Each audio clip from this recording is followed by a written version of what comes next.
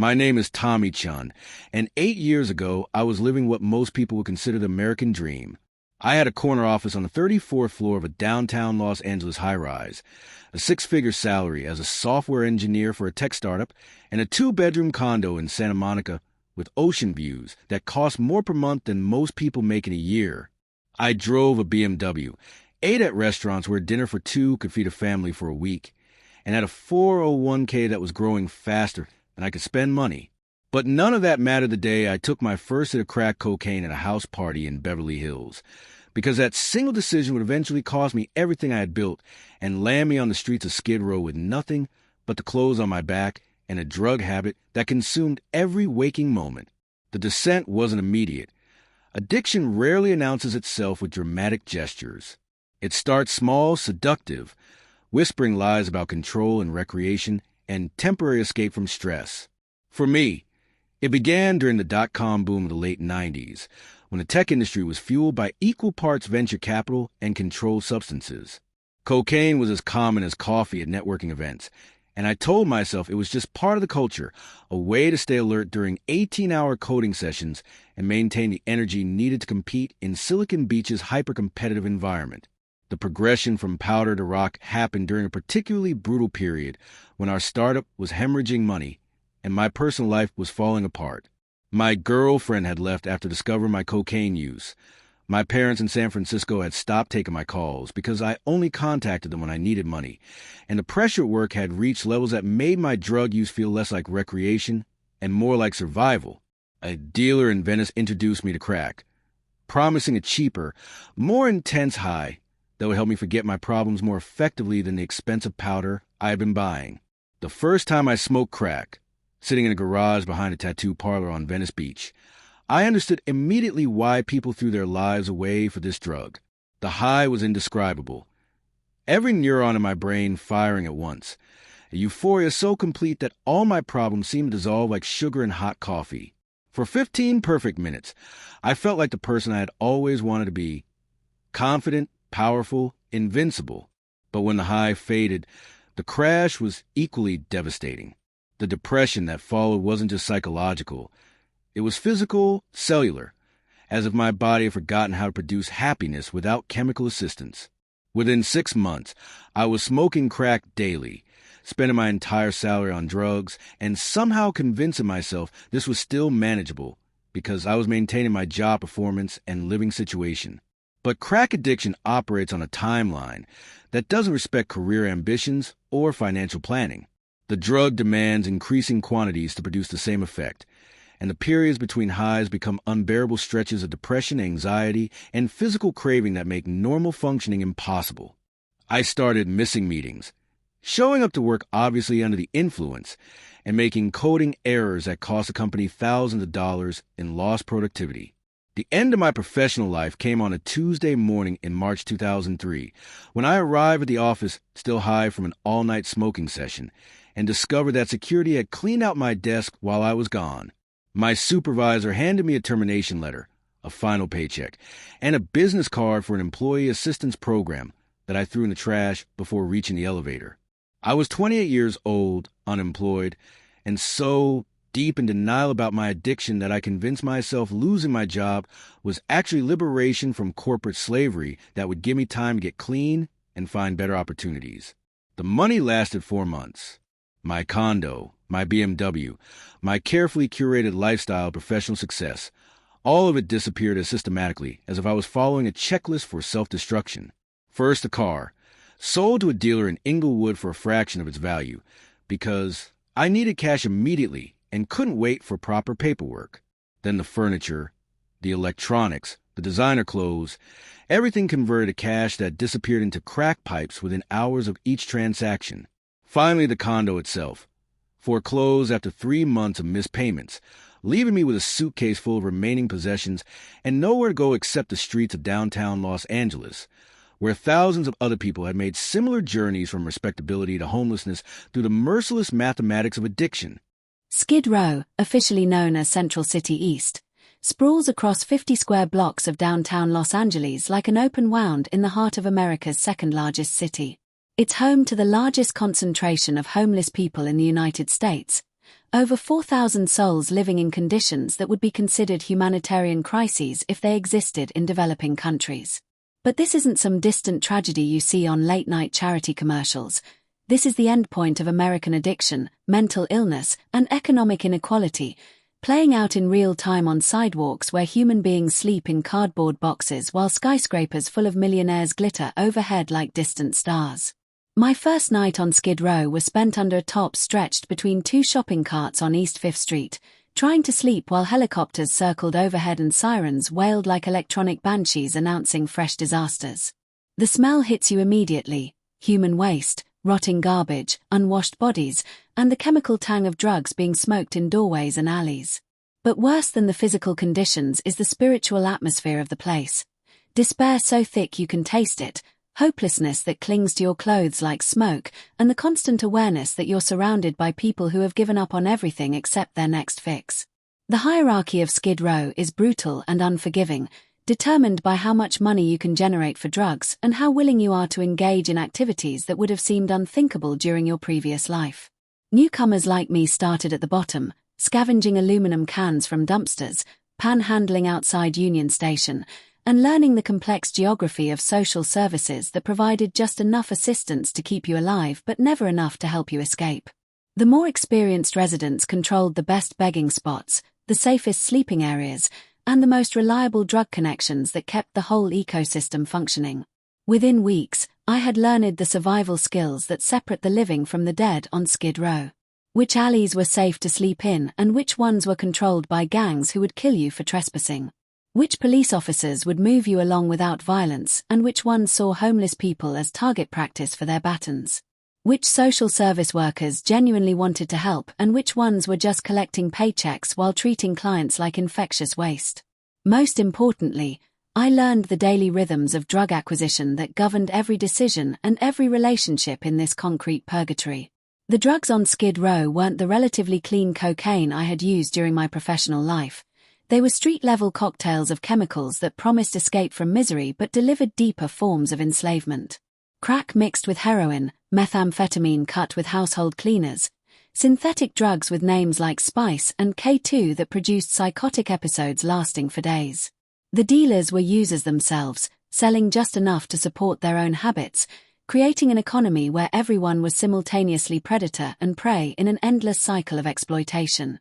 My daily routine became as predictable as any job I'd ever held, except the goal wasn't productivity or advancement but simply acquiring enough money for the next hit.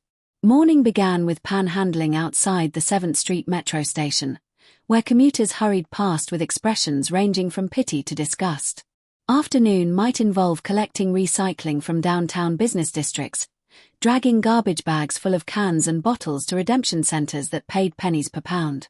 Evening was reserved for more desperate measures, stealing copper wire from construction sites, shoplifting items for resale, or engaging in activities that my former self would have found morally unthinkable. The physical deterioration was rapid and merciless. Within 6 months, I had lost 40 pounds, developed persistent cough from smoking crack in contaminated pipes, and acquired skin infections from sleeping rough in conditions that no human being should endure. My teeth began falling out from drug use and poor nutrition, my hands developed permanent tremors from constant withdrawal, and my eyes took on the hollow, desperate look that marks career addicts like scarlet letters announcing their condition to anyone who bothers to look. But the physical changes were nothing compared to the spiritual rot that was consuming whatever remained of my humanity, one compromised decision at a time. The third year on Skid Row was when I stopped being Tommy Chun, former software engineer with a college degree and middle-class upbringing, and became simply another faceless addict whose life had contracted to the space between one hit and the next. The personality traits that had once defined me, ambition, intelligence, pride in my accomplishments, were systematically destroyed by the daily requirements of maintaining a drug habit that consumed every thought, every emotion, every relationship, and every moment of consciousness that wasn't spent in chemical oblivion. Crack addiction doesn't just destroy your body. It rewires your brain's reward system so completely that nothing except the drug can produce pleasure or motivation. Food becomes an obstacle to buying drugs rather than nourishment for survival. Sleep becomes an annoying interruption to the serious business of getting high. Human connection becomes impossible because everyone in your life is either a potential source of drug money or competition for scarce resources. I lost the ability to experience joy, love, curiosity, or hope, emotions that require neurochemical pathways that had been hijacked by a drug that promised everything and delivered only deeper forms of slavery. The hustles became more desperate and degrading as my appearance deteriorated and my ability to inspire sympathy from potential marks diminished. Panhandling yields drop dramatically when you look like you'll spend donations on drugs rather than food, forcing addicts into increasingly criminal activities that carry prison sentences we couldn't afford to serve. I learned to shoplift with the efficiency of a professional thief, targeting stores in Beverly Hills and Santa Monica, where security was focused on bigger threats than a homeless man stuffing designer merchandise into garbage bags. The irony wasn't lost on me that I was stealing from the same stores where I had shopped during my previous life. But irony doesn't pay for crack. The violence on Skid Row was constant and unpredictable, ranging from random assaults by people experiencing drug-induced psychosis to calculated attacks by predators who viewed the homeless as easy targets for robbery, rape, and murder. I witnessed beatings that would have made headlines if they occurred in suburban neighborhoods. But on Skid Row, they were just part of the landscape that police and media had written off as an acceptable level of carnage among people whose lives society had decided weren't worth protecting. The only law was survival, and survival meant becoming as predatory and heartless as the environment that was slowly killing us all. My family relationships, which had survived the initial stages of my addiction, finally severed completely during this period. My parents had tried intervention, rehab programs, tough love, and financial support.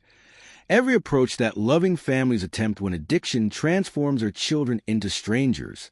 But crack addiction is ultimately stronger than family bonds, and I chose drugs over every relationship that had ever mattered to me. The last conversation with my mother ended with her crying and telling me not to contact her again until I was clean, a boundary that seemed reasonable at the time but would torture me during the rare moment of clarity that pierced through years of chemical fog. The medical emergencies were frequent and terrifying. Overdoses that left me unconscious in alleys until paramedics revived me with Narcan, infections that required emergency room visits I couldn't afford, and psychological breaks that resulted in psychiatric holds at county hospitals where doctors treated homeless addicts like infectious waste. Each crisis brought temporary moment of clarity when the possibility of death seemed real and immediate, but the fear never lasted long enough to motivate genuine change. Within hours of being discharged from emergency rooms, I was back on the streets, scoring drugs and convincing myself that this time would be different, that I could somehow manage my addiction without it managing me. The spiritual dimension of addiction is perhaps the most difficult to explain to people who haven't experienced it firsthand. Crack doesn't just destroy your body and mind. It consumes your soul, leaving you aware that you're becoming something monstrous, but powerless to stop the transformation. I retained enough self-awareness to recognize that I was committing moral suicide on an installment plan, destroying everything good and human in myself through choices that felt simultaneously voluntary and completely beyond my control. The shame was unbearable, but shame was just another emotion that had to be medicated with the same drug that was causing it, creating cycles of self-hatred and chemical escape that spiraled deeper with every iteration. By my 6th year on Skid Row, I had achieved what veteran addicts call constitutional, a state where your body has adapted to constant drug use so completely that being high feels normal and sobriety feels like sickness. I needed crack just to function at basic levels, not to get euphoric, but to avoid the crushing depression and physical agony of withdrawal that made death seem preferable to consciousness. My daily routine had contracted to a mechanical cycle. Wake up sick, panhandle, or steal enough money for a hit, smoke crack, feel normal for 20 minutes, then repeat the process until passing out from exhaustion or drug depletion. The physical deterioration had progressed beyond what most people would recognize as human. My weight had dropped to less than 120 pounds on a frame that had once carried 180 pounds of healthy muscle and fat.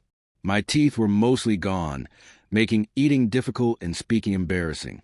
Open sores covered my arms and face from constant picking during drug binges, creating wounds that wouldn't heal due to poor nutrition and compromised immune function. I looked like a walking corpse, which is exactly what I was, a person who had died spiritually but whose body hadn't received the memo yet. The mental deterioration was equally severe. Chronic sleep deprivation combined with constant drug use had created a state of perpetual psychosis, where reality became negotiable and paranoid delusions seemed reasonable.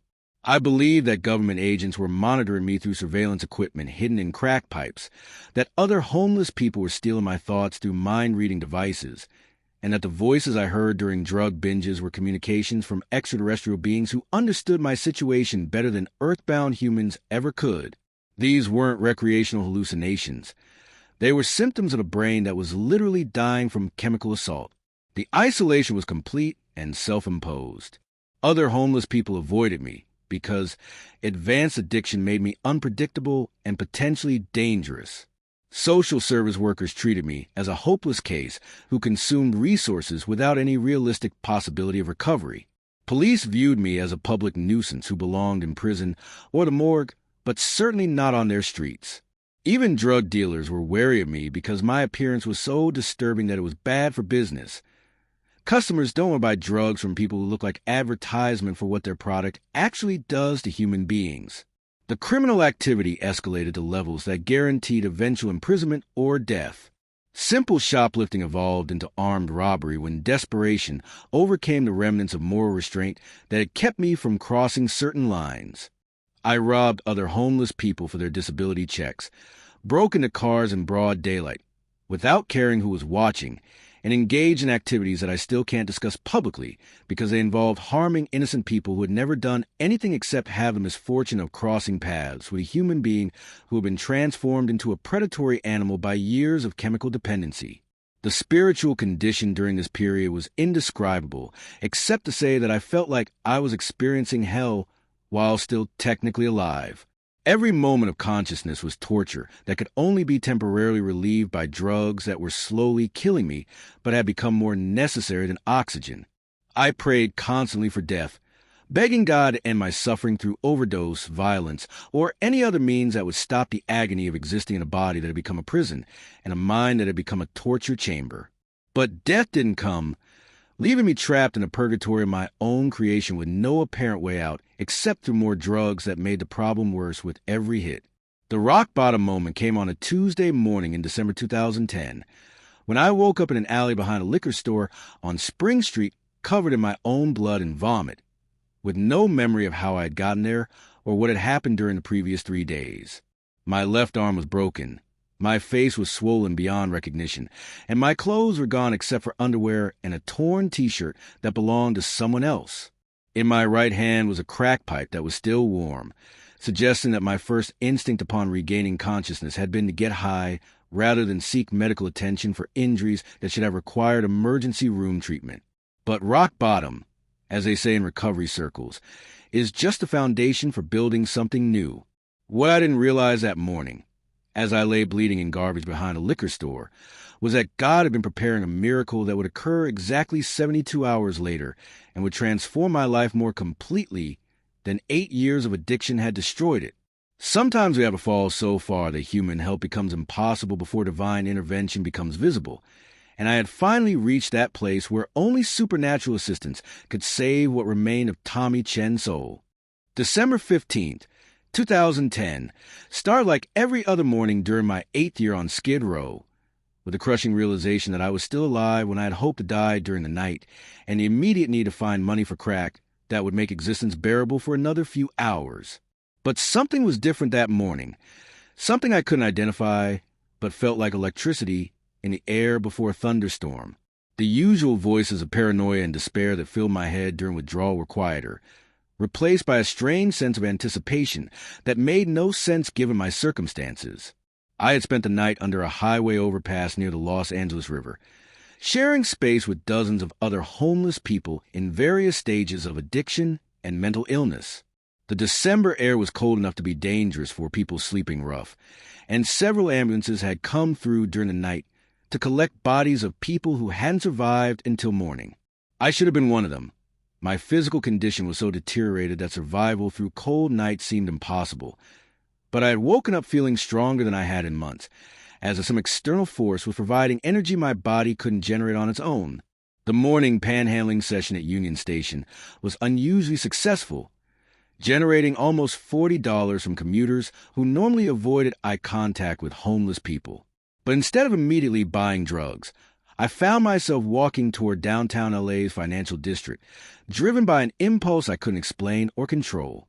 My usual dealer spots were in the opposite direction, and every rational thought told me to score drugs before the withdrawal sickness made normal functioning impossible.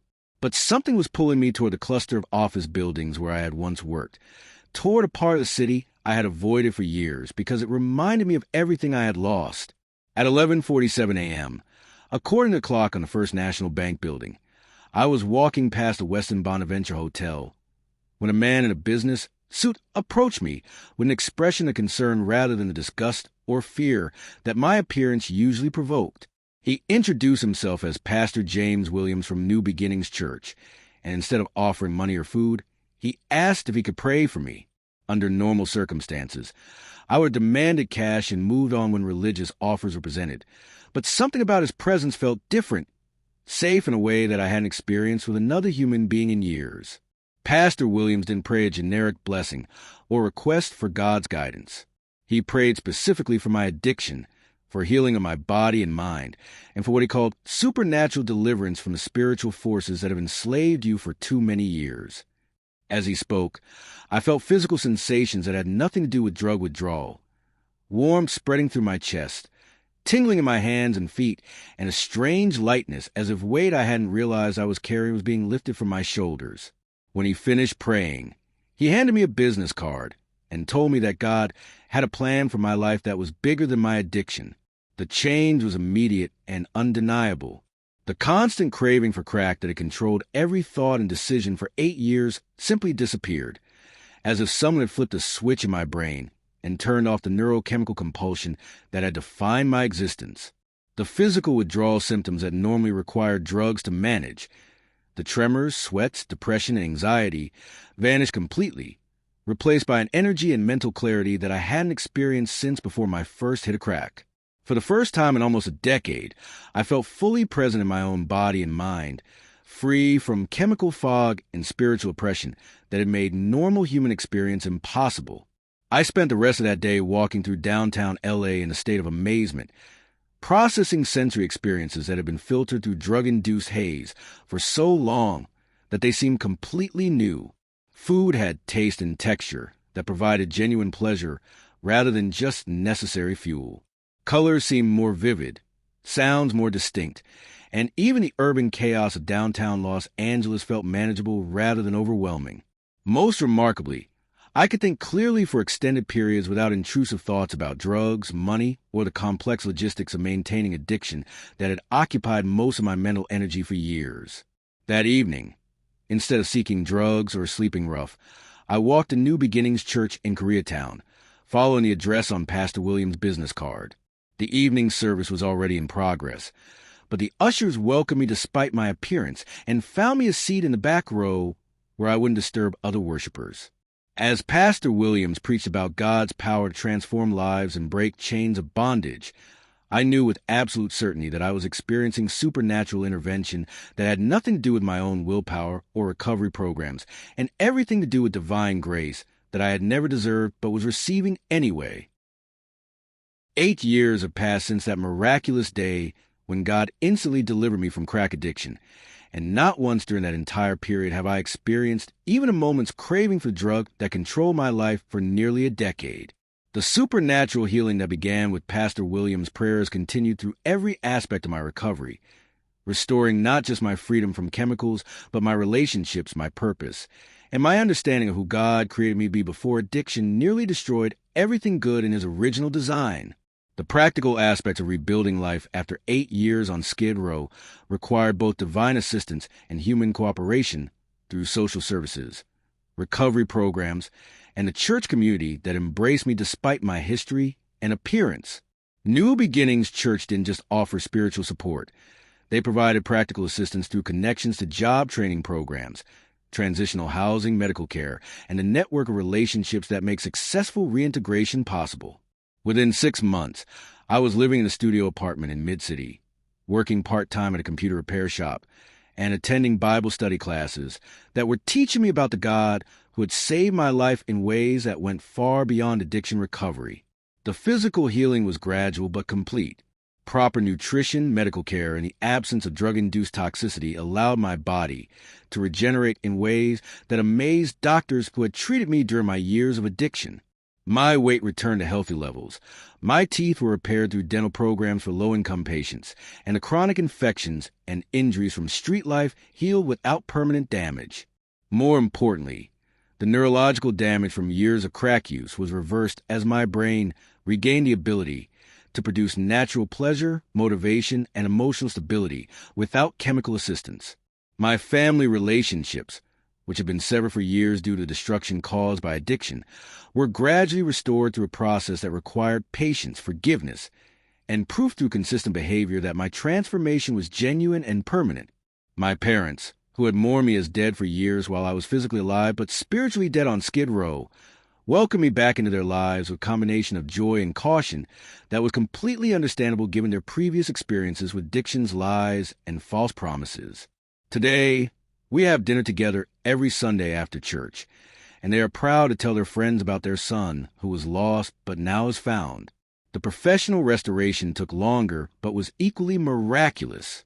My computer skills, despite years of disuse, returned as I work with vocational rehabilitation programs designed to help formerly homeless people develop marketable abilities.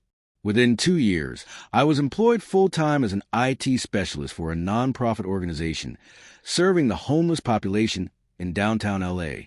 The irony of working professionally with the same demographic I had been part of as a client was not lost on me, but it also provided unique credibility and understanding that helped me serve people who were experiencing the same despair I had known intimately. My ministry to people struggling with addiction developed naturally through my work and church involvement. Homeless shelters throughout LA began requesting me as a speaker for their programs because my testimony provided hope for people who had given up believing that recovery was possible for someone with their level of addiction or criminal history. The message I share is simple. Human willpower and conventional treatment programs are not sufficient for the deepest forms of addiction, but God's power can break any chain of bondage instantly and permanently for people who are willing to surrender their lives to Jesus Christ. Today, I serve as Director of Recovery Ministries at New Beginnings Church, overseeing programs that serve over 200 people annually who are transitioning from homelessness, addiction, and incarceration back into productive citizenship. Our approach combines practical support, housing assistance, job training, medical care, with spiritual transformation through Bible study, prayer, and connection to a church community that provides the relationships necessary for sustained recovery. The success rate is higher than conventional programs because we address the spiritual roots of addiction rather than just its physical and psychological symptoms.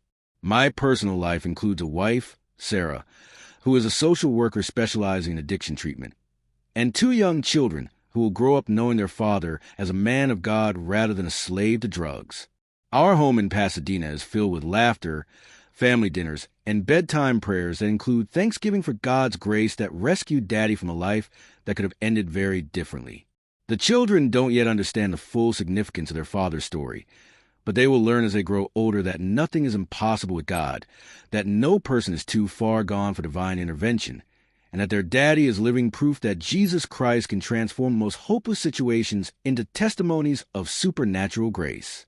The crack pipes, sleeping bags, and shopping carts full of possessions that defined 8 years of life on Skid Row have been replaced by a ministry office filled with letters from people whose lives have been changed through programs we provide, family photos that document holidays and birthdays I never expected to survive to see, and a Bible whose pages are worn from daily study of the God who saw fit to perform a miracle for a man who deserved nothing but judgment. Every morning when I wake up in a warm bed next to my wife, I remember that Tuesday morning 8 years ago when I woke up covered in blood behind a liquor store, and I know that only supernatural intervention could have bridged the gap between those two realities. My life today is not the result of human effort or recovery program success. It is a living testament to the power of Jesus Christ to resurrect dead souls and restore wasted years in ways that bring glory to God and hope to people who need to know that no addiction is stronger than divine grace.